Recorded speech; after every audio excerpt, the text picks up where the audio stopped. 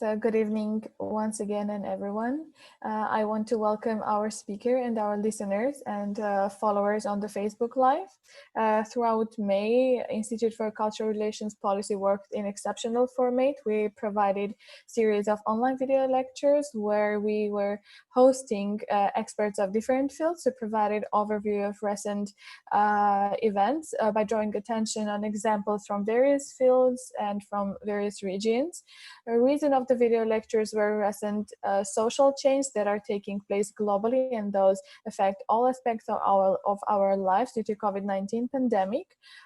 Today, we will host our last guest within the video lecture series, Restarting 21st Century. Outline of the session is same. We will have a lecture first. After, we'll have Q&A session, and speaker will be asked questions of participants sent after their registration. Duration of the lecture is 40-50 minutes, including Q&A session. Today at our session about post-COVID international order, we're honored to host Mr. David Morris. As our previous speaker, he is also a member of the ICRP's advisory board. David Morris is an international diplomat. He is an advisor to the Sustainable Business Network of the United Nations Economic and Social Commission for Asia and the Pacific, and an observer at the 2018 Asia Pacific Economic Cooperation. Mr. David, you can start your lecture and add if I missed anything. Well, thank you, Anna. It's very good to be here. I'm currently doing some PhD research in Budapest, so I'm based in Europe at the moment.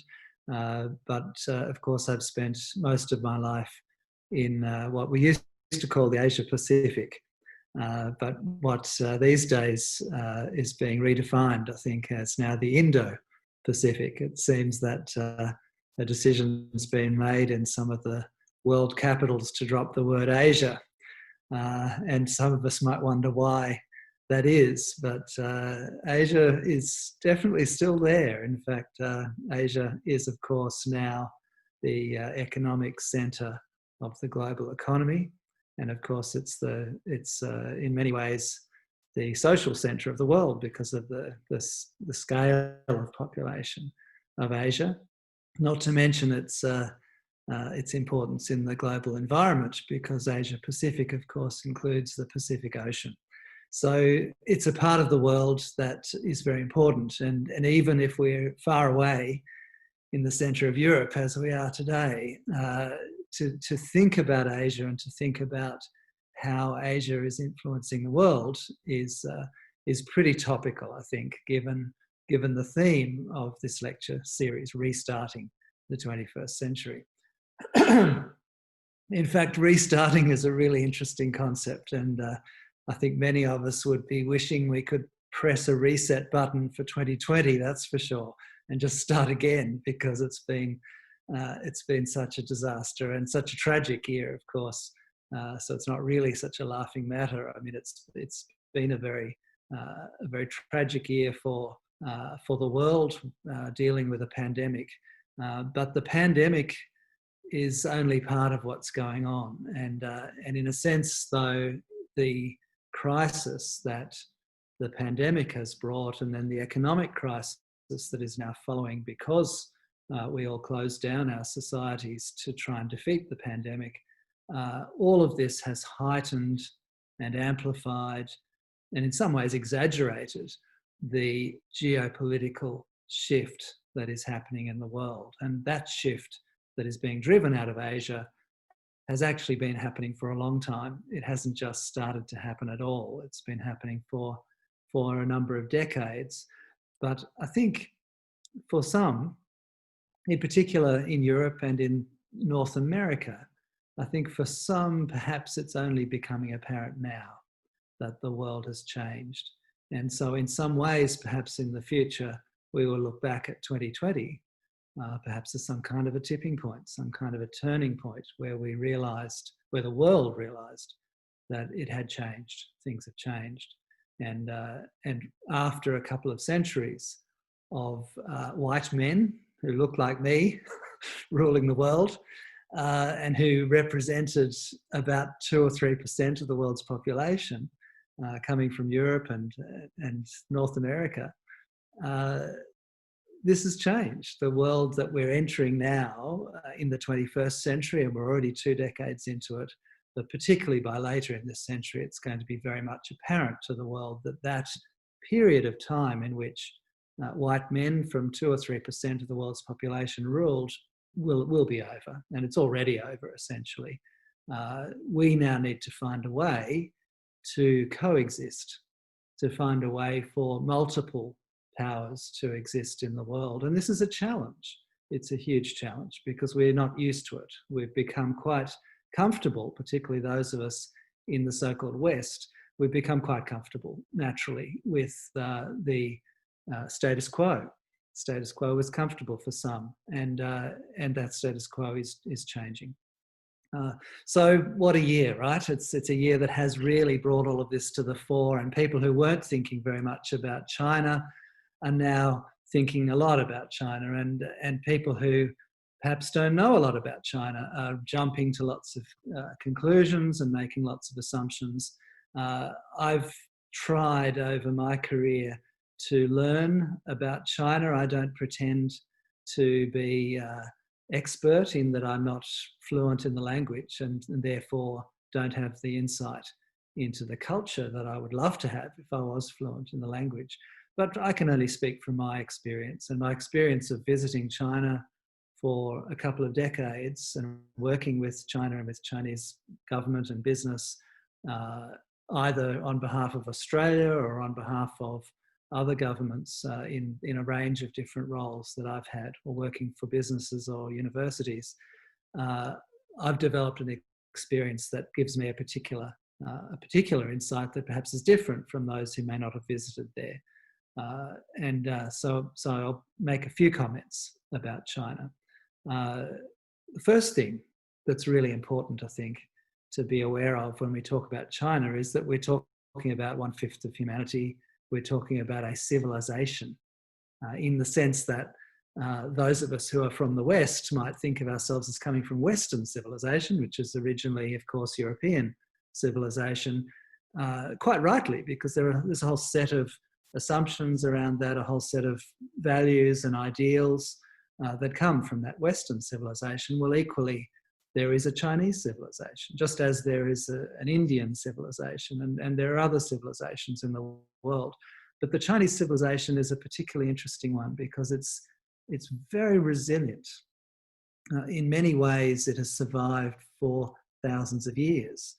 So it's much more ancient than Western civilization, for example. It didn't go through a kind of enlightenment in the way that Western civilization did. However, it has been through a whole range of many tumultuous and chaotic periods where Chinese civilization has been shaken and turned upside down. And so it has experienced revolutionary change, but there are some continuities because the civilization is so old that do go back thousands of years. And so within the Chinese mind, within the Chinese way of thinking, there is a different way of viewing the world. There are a different set of priorities and preferences. And one of the really obvious differences, I think, from having lived in China and from having lived outside China for the rest of my life, is that in China, many people, not just government people, but many people privilege order. They put order, social order and peace at the top of their list of priorities, which is a very interesting difference, I think, from Western civilization, where we tend to put the individual and individual rights at the top of our agenda, as opposed to social order. And so it's kind of like, it's like the flip side. They're like opposites in many ways. So someone in China will think that keeping the peace and keeping things orderly and following tradition and hierarchy is the most important thing, whereas someone in the West might think actually the most important thing is their individual interests and the way that we've figured out in Western civilization how to balance our individual interests with society. But in China, there's a different debate, and it's much more about the needs of the society first. And that's a huge challenge for us to understand each other. It means we'll look at things differently. The lens through which we're looking just means that we'll come to very different conclusions, and we'll deeply disagree sometimes about things. And that's just the way it is. And my view, as someone who's worked with China and with Chinese people for many years, is that we can come to some accommodation and some understanding of each other, and we can find a way to resolve differences. But we shouldn't pretend that those differences don't exist. Equally, we shouldn't exaggerate them. While we've had this rise of China, which has been going on for the last 40 years, but has now reached the point that China has now become the second largest economy in the world, and therefore has the second largest military in the world, although a long way behind the United States. But China is growing. It's a major trading nation, the major trading nation, the major financier in the developing world now for infrastructure. It's becoming so important. While this is happening, the other side of what's happening in the world is very important as well, because the United States, and Europe to a smaller extent, I think, is going through a kind of a crisis. And so I don't think we'd be as worried or as frightened about China if we weren't going through these crises in the West.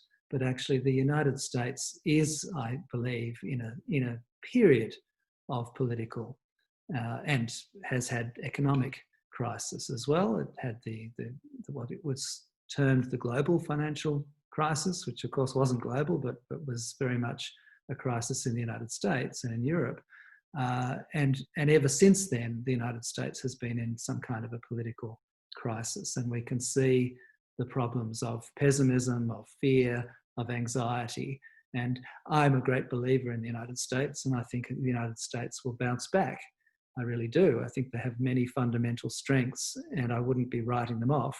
But I think it's an important part of the position we're in looking at what's happening in the 21st century, that while China's rising, the United States is stumbling. There's no doubt that they're in a bad way.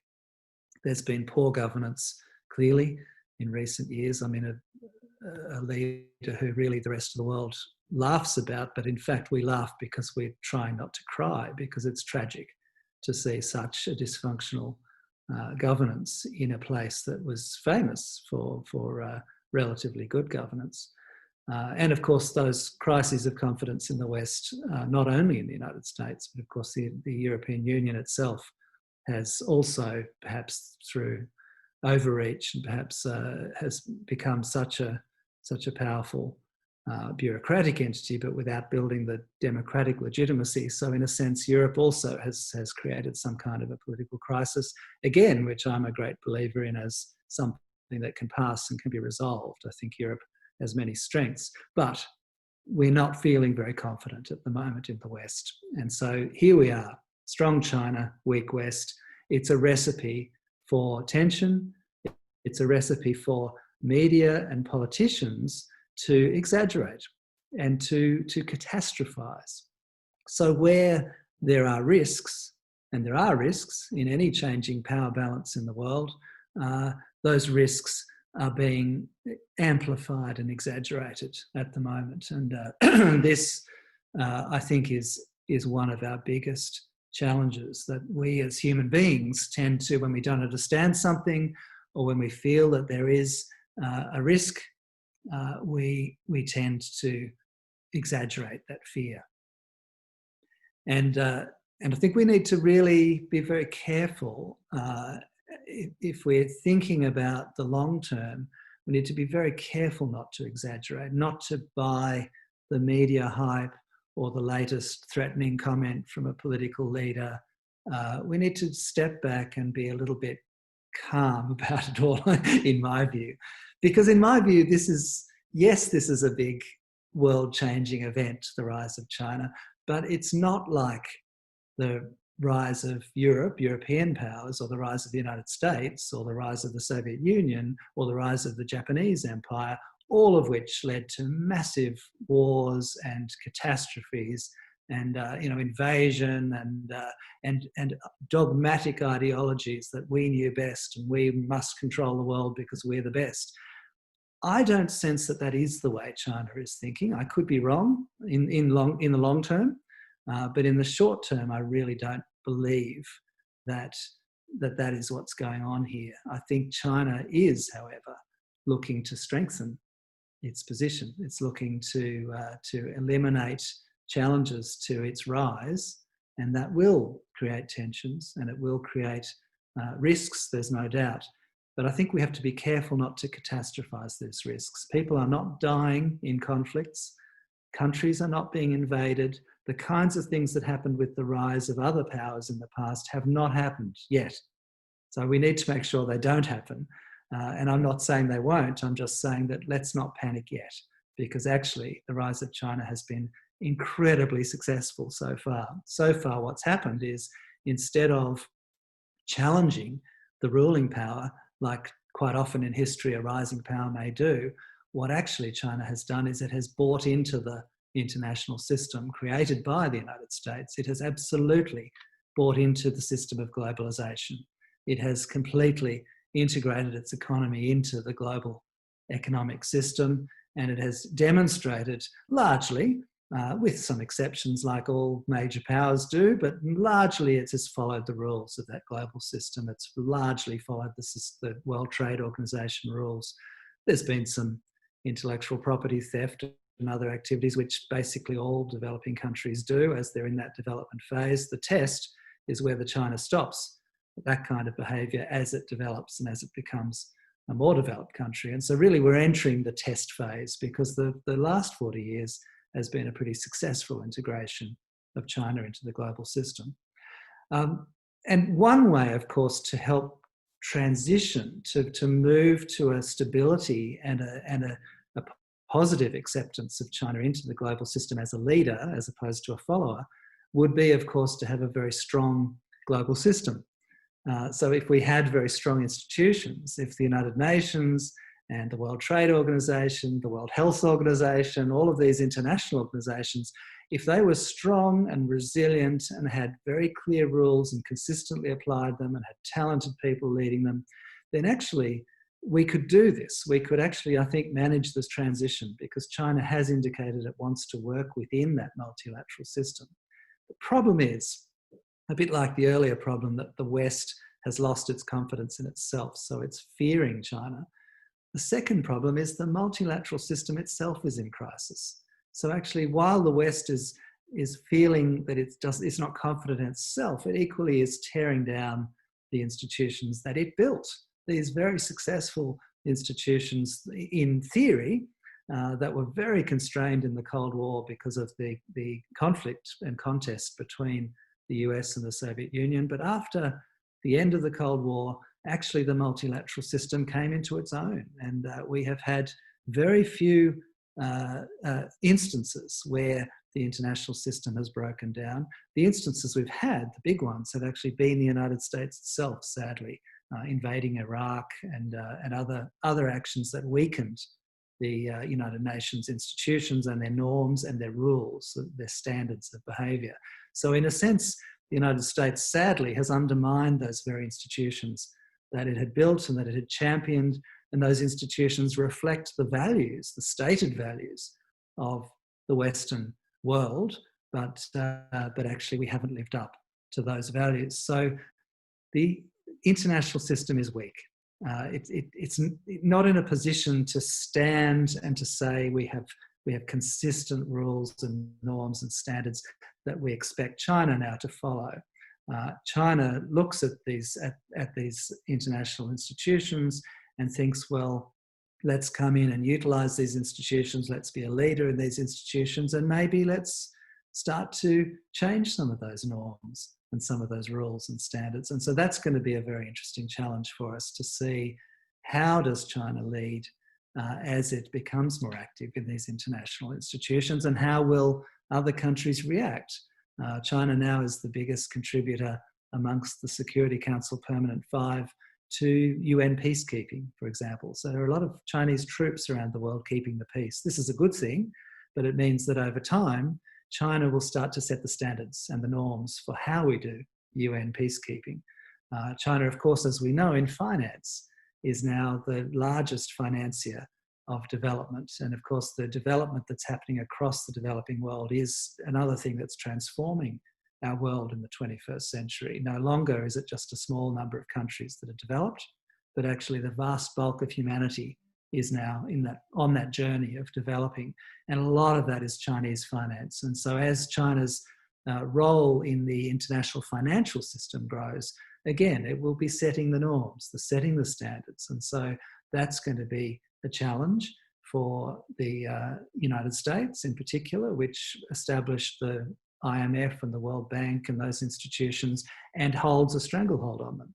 It holds the power of veto in those institutions and has used them to promote its values, to promote American values, to promote the ideas of democracy and the ideas of neoliberal economics.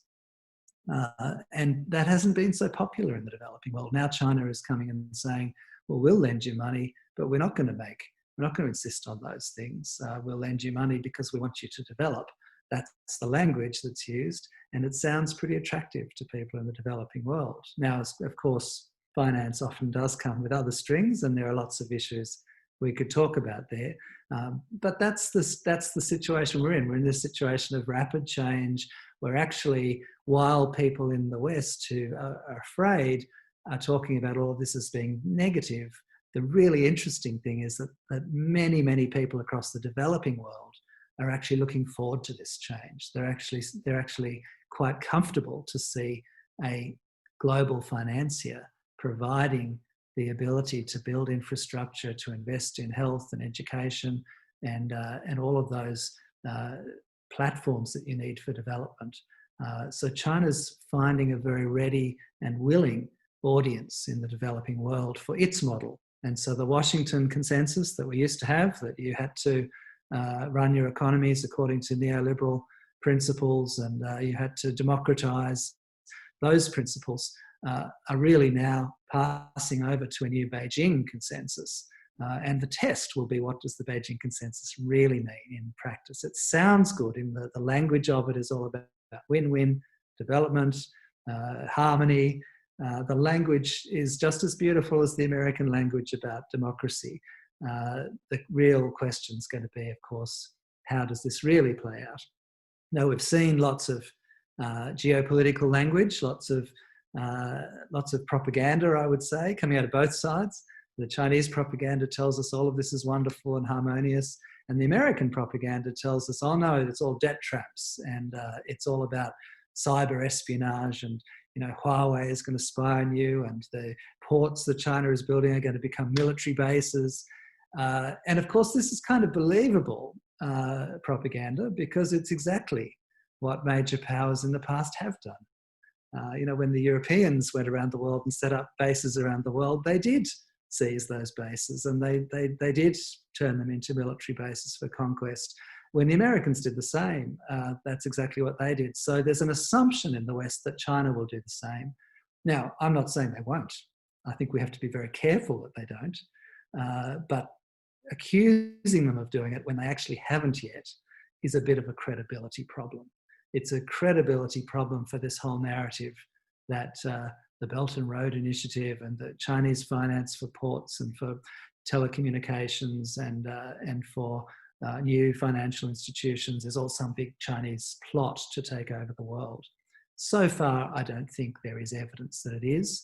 And I think it's up to us, to all of us, to find a way to work with China to as we have in the last 40 years through globalization, to actually work with China rather than to turn China into our enemy. And I say that because I think that would actually be the worst case scenario, because if we do turn China into our enemy, we certainly won't win in the long run.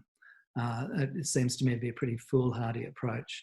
If, however, there are activities that we are unhappy about, we should be naming them, and we should not be so afraid that we don't talk through our differences. But my belief is we should stick to facts and evidence rather than the approach of the last few years, which has really been a propaganda approach, a propaganda war, really, Unfortunately, our media in the West has become as close to the propaganda of China in many respects, in that we've lost the middle level, calm and balanced editorial approach that we used to have in our media. The business model of media organisations has changed so much that media organisations now have very few skilled and talented staff, and they tend to just accept the propaganda that's fed to them and just run stories based on trying to get clickbait, trying to get people to click on their website and to look at their advertisements. And so the more ridiculous the propaganda, debt trap, or a port's going to be turned into a military base, this suddenly becomes a news story, and no alternative is given. So my real fear is that our media is becoming just as propagandistic in many respects than the Chinese media. And the Chinese media, as we know, has no credibility outside of China. China's trying to build its soft power by spreading CGTN and putting their wolf warrior diplomats on Twitter and all the rest of it, but it has zero effect because we know it's not credible. We know it's not factual. And my fear is that in the West, we're seeing less and less factual media ourselves. So this is another big challenge for us. In the 21st century, the world's changing, the power balance is changing, finance, technology, everything's changing around us. And we don't actually have a very strong fact base. So how we deal with this, I don't know, apart from I hope you guys in the younger generation can find a way through education, perhaps, to educate people to be really skeptical about the mass media and to really learn how things are actually working. So that brings me to, I guess, a conclusion, and then I'll be very happy to take some questions. But so I'll just recap. I mean, I think we're at this stage of rapid change, and the rise of China that is kind of representative of so many elements of that change has really crystallized this year, because not only has China become such a big economic power, but it's also such a strong financial power associated with that, but it's also a technological power. It's now leading in some elements of the new technology that is going to be changing our world. And our economy, of course, together with our health crisis, has gone into crisis. And China, having such a different model, is standing what appears to be standing strong. Of course, it has huge issues and problems within China, but externally looking at it from outside, it appears to be standing strong. And we are feeling in the West a feeling of anxiety, fear, which tends to lead us to exaggerate, I think, the risks. However, there are real risks. And as I said, I think that we need to find a way to strengthen the international system, the rules and the norms and the standards.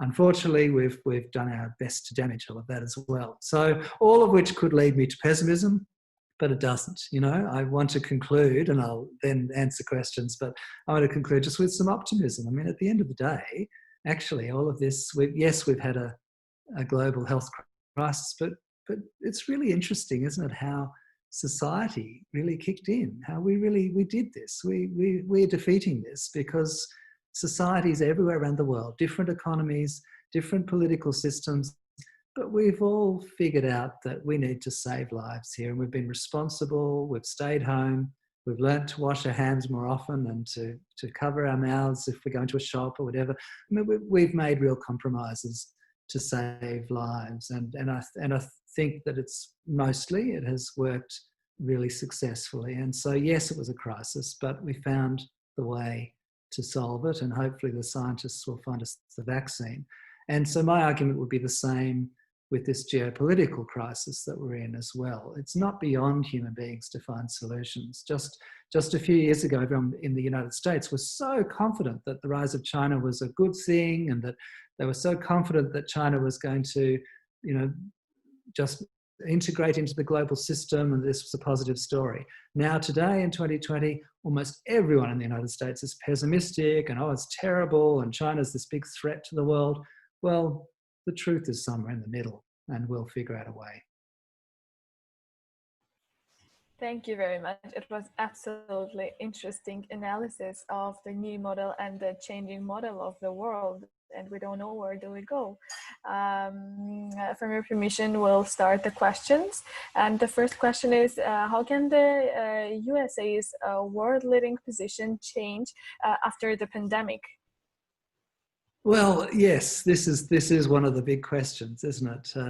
I think, as I said, the United States is not feeling very confident. It's certainly going through a period of crisis, and it has been, unfortunately, for this century, really, since 2003, the United States, with its invasion of Iraq and subsequently working away behind the scenes to weaken the global system in some respects, the United States has been undoing its own leadership, which is a great pity because for many of us around the world, we've admired American leadership when it's been at its best. And so I think we are going through a period where the United States is basically turning inwards and is not showing interest in global leadership. However, it is mourning that loss. It's going through a grief process. There's this theory Elizabeth Kubler-Ross wrote about the 5 stages of grief. And the first stage of grief is denial. And I think the United States was in that for the last 20 years. So when the 21st century began, and it was very clear at that point that China was rising, that America wasn't going to be able to hold its position as the only global superpower.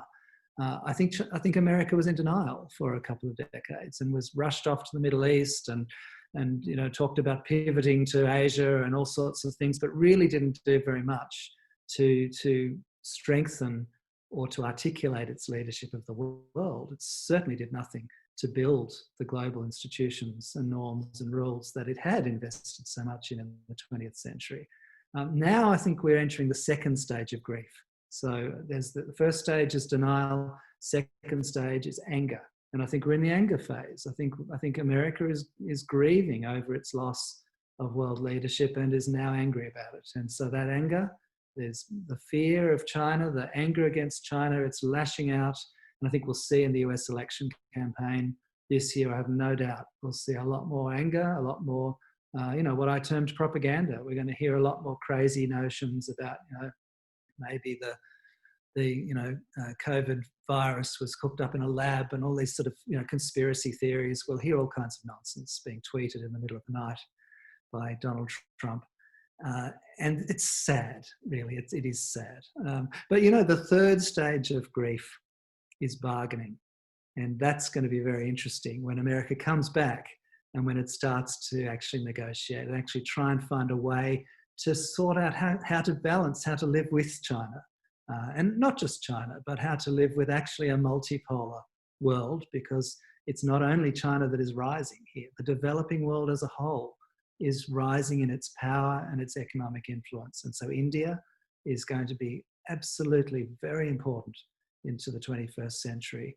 And of course, we have Brazil and we have Indonesia growing very rapidly. Don't disregard Indonesia. Another 20 years or so, and we'll be having conversations about the rise of Indonesia. So we're entering a multipolar world, and I'm just looking forward to America moving to the third stage of grief, which is that bargaining stage, where we actually figure out a way, how do we negotiate a way for all of these countries to coexist.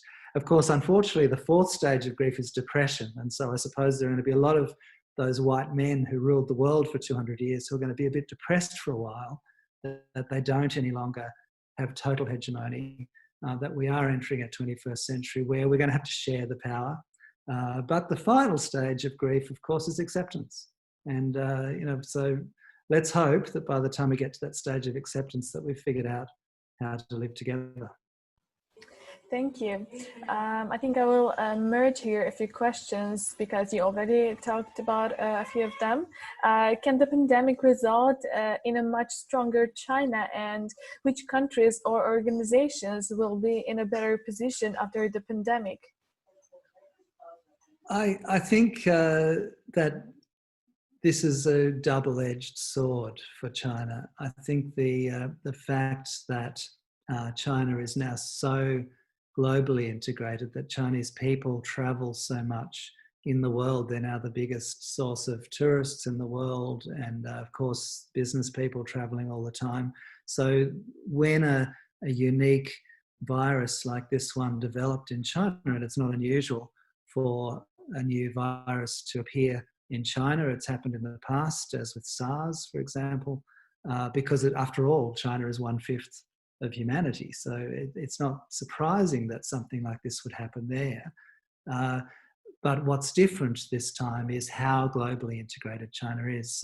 And of course, also the ferocity of this particular virus as well. I mean, it's a nasty one. And so once it started to spread, it spread. And as we know, it spread very quickly. And so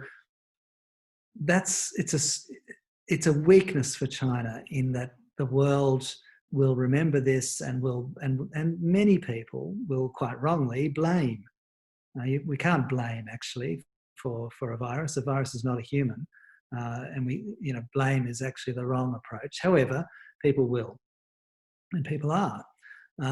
But secondly, there is something where analysis and criticism can be brought to bear, and that of course will be in the review stage of investigating actually what happened once the virus was discovered, between that discovery and then putting into place all of the actions to contain the virus. And so that early stage, when actually there were whistleblowers, there were people within China saying, look, we think we've found this unique virus that looks like a SARS virus and we need to do something about it. How long did it take to respond, and how did we respond? How effectively was the government response and the World Health Organization response to that? And, as with all of these things, as with the swine flu that started in the United States or other viruses or diseases, wherever we've had outbreaks, there will always be lessons to learn. And there's no doubt that mistakes were made, and there's no doubt there will be lessons that will be learned. But because China is caught up in this geopolitical competition, this tension in the world, means that those mistakes will probably be taken out of context as scientific questions about the objective questions about how could we do this better next time, and they will be turned into geopolitical narratives about China to turn people against China. There's no doubt about that, and that won't be helpful, but there's no doubt it will happen. So I think in that respect, this will weaken China. I think China's position in the world, the growth of anti-Chinese feeling, which is something that China has experienced in the past. I mean, racism and xenophobia against China, because China is such a large civilization, and a civilization that actually, at various times in history has been feared by others, including in the West. There's a long history of this fear of China. I think there is a risk that this returns, and so that's the side of weakness. Of course, the other side of this is that the Chinese government would argue that once they realised what they were dealing with, once they had analysed it all, and once they put into place their containment measures, that they were very successful in then containing the virus. And they would probably argue, and they probably will argue in the future, that the template that they set, the example they set of such strict and rapid containment measures and closing down the whole economy, essentially, which had huge effect on China, and has so many people have economically suffered as a result, but it saved a lot of lives. If we're to believe the figures that only about 4,000 people died in China, whereas we've just passed 100,000 in the United States, for example. So even though the figures in China may not be entirely believable, they're unlikely to be exaggerated to that extent. We're not talking about a United States type situation. We're still talking about quite a successful containment. So China no doubt will tell us, the Chinese government will tell us, that they did a good job, and this demonstrates the strength of their regime and of their state. And it may, in some respects. I mean, in some respects, regardless of the politics of the actual political complexion of China, the Chinese state has actually survived for thousands of years. And while it has gone through periods of weakness, there's no doubt the Chinese state is currently in a very strong position. So even if it was to go through a political change and was to become some form of a democracy in the future, the Chinese state is strong. The Chinese state is very effective. It's highly meritocratic. And so when there is a problem to resolve, the Chinese state does, there's no doubt about it, very effectively move to resolve that problem. It works in a very different way from Western style states. And so we may well have criticisms and concerns about the way that it operates.